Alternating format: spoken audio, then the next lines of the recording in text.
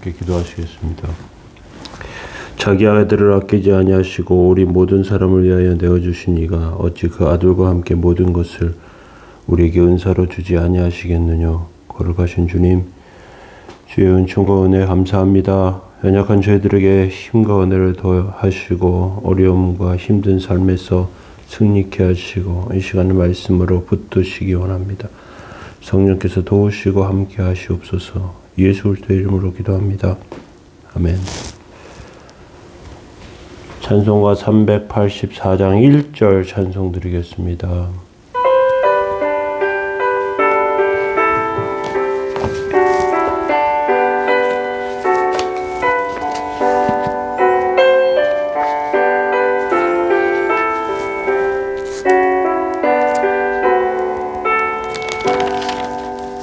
나의 갈 길 다가도록 예수 인도하시니 내 주 안에 있는 긍휼 어찌 의심하리요. 믿음으로 사는 자는 하늘 위로 받겠네. 무슨 일을 만나든지 만사형통하리라. 무슨 일을 만나든지 만사형통하리라. 아멘. 시편 69편 1절에서 4절까지 말씀 보시겠습니다. 하나님이여 나를 구원하소서. 물들이 내 영혼에까지 흘러들어왔나이다. 나는 설 곳이 없는 깊은 수렁에 빠지며 깊은 물에 들어가니 큰 물이 내게 넘치나이다. 내가 부르짖음으로 피곤하여 나의 목이 마르며 나의 하나님을 바라서 나의 눈이 쇠하였나이다. 까닭없이 나를 미워하는 자가 나의 머리털보다 많고 부당하게 나의 원수가 되어 나를 끊으려 하는 자가 강하였으니 내가 빼앗지 아니한 것도 물어주게 되었나이다. 아멘. 네, 오늘 시편 69편 말씀 첫 번째 시간으로 살펴보겠습니다. 절망에 빠진 성도들입니다. 비행기를 타다 보면 갑자기 기압이 낮은 곳으로 지나갈 때 비행기가 많이 흔들립니다. 잘 가다가 흔들리면 승객들이 놀라고 당황합니다. 이때 난기류에 빠지게 돼서 위험한 상황에 처하기도 합니다. 이럴 때 승객들은 큰 두려움 가운데 쌓이게 됩니다.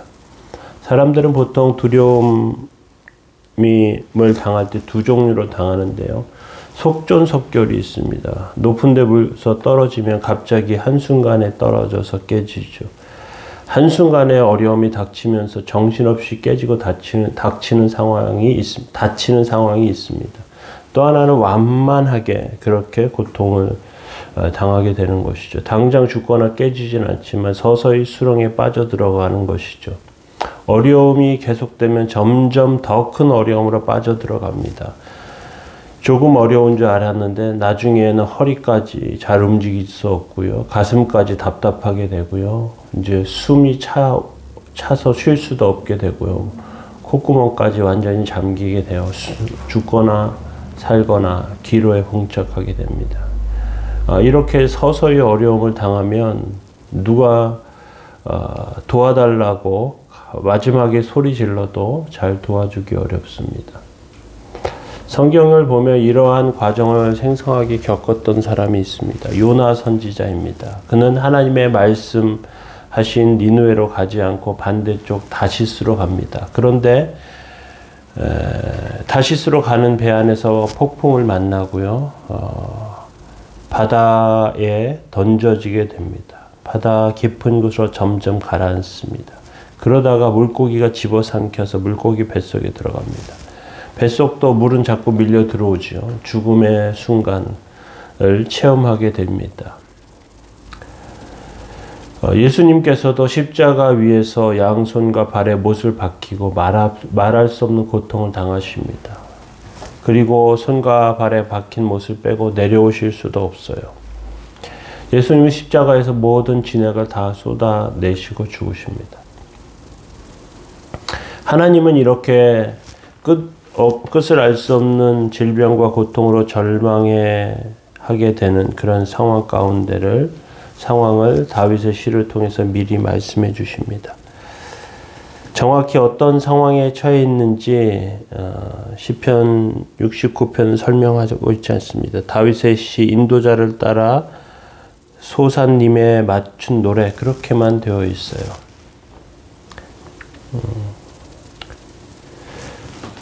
얼마나 어려움 가운데 처해 있는지 하나님께 부르짖다가 목이 다 쉬어버리고요. 그리고 하나님의 도움을 기다리면서 그렇게 어려움 가운데 계속되다가 눈도 제대로 뜨지 못하는 그런 상황 가운데 처해지죠. 깊은 수렁에 빠졌는데 그 물이 영혼까지 흘러 들어왔다고 다윗은 고백합니다. 다윗은 자기 자신을 설득해서 이제 두려움을 이기는 방향으로 바꾸게 됩니다. 오늘날 우리의 삶 가운데도 깊은 영혼 가운데 두려움이 들어옵니다. 그때 우리를 위협하는데 이 두려움을 우리는 빼내고 그리고 승리해야 합니다.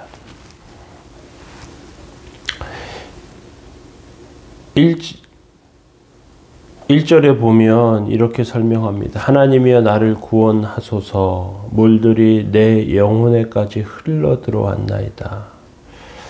다윗은 자신이 가장 안전한 길에 있는 줄 알았습니다. 원수 골리앗을 죽였고 영웅이 되었습니다. 왕의 사위가 되었어요.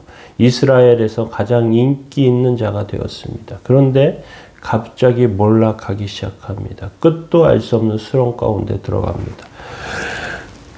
사울 왕은 다윗을 정적으로 생각하고 그를 제거하려고 합니다. 다윗의 주변에는 그를 시기하고 미워하는 사람들로 가득하게 됩니다.